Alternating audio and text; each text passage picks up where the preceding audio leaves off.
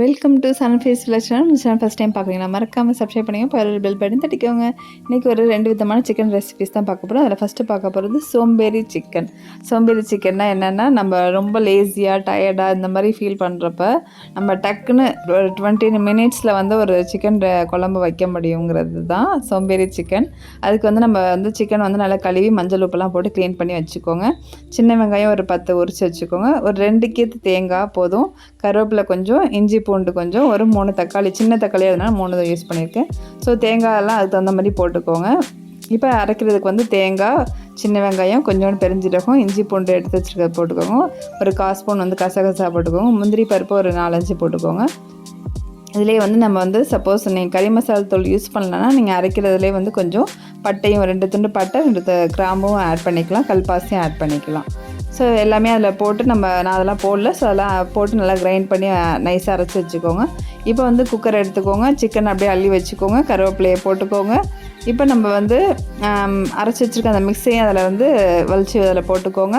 நான் இன்றைக்கி உருளைக்கிழங்கு போட்டிருக்கேன். உங்களுக்கு வந்து நீங்கள் முருங்கைக்காய் கூட போடலாம், நல்லாயிருக்கும் குழம்புக்கு. ஸோ உருளைக்கிழங்கு இருந்தால் மண் இல்லாமல் நான் தோலோடு போடுங்க. ஸோ அதனால் மண் இல்லாமல் நல்லா ஊற வச்சு நல்லா மண்ணெலாம் கழுவிட்டு கட் பண்ணி இந்த மாதிரி போட்டுக்கோங்க.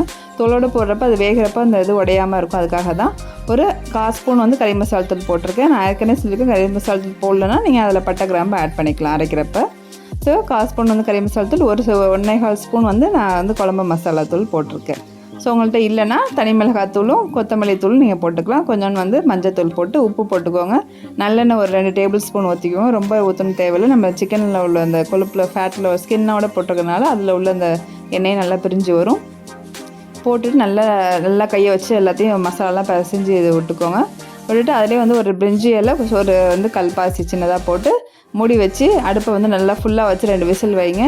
சுருக்கி வச்சு நல்லா சிம் பண்ணி விட்டு ஒரு 15 மினிட்ஸ் வச்சு எடுத்திங்கன்னா அவ்வளோதாங்க, ஒரு சூப்பரான சிக்கன் குழம்பு எண்ணெய் மிதக்க ரெடி ஆயிரும். கண்டிப்பாக அந்த ரெசிபியை ட்ரை பண்ணி பாருங்கள். இதில் உள்ள சிக்கனை சாப்பிட்றதோட இந்த உருளைக்கிழங்கு சாப்பிட்றது தாங்க டேஸ்ட்டாக இருக்கும். கண்டிப்பாக ட்ரை பண்ணி பாருங்கள். ஸோ நெக்ஸ்ட் ரெசிபி வந்து சிக்கன் ஒரு ஜூஸி சிக்கன் 65 எப்படி செய்ய போகிறோம்னு தான் பார்க்குறோம்.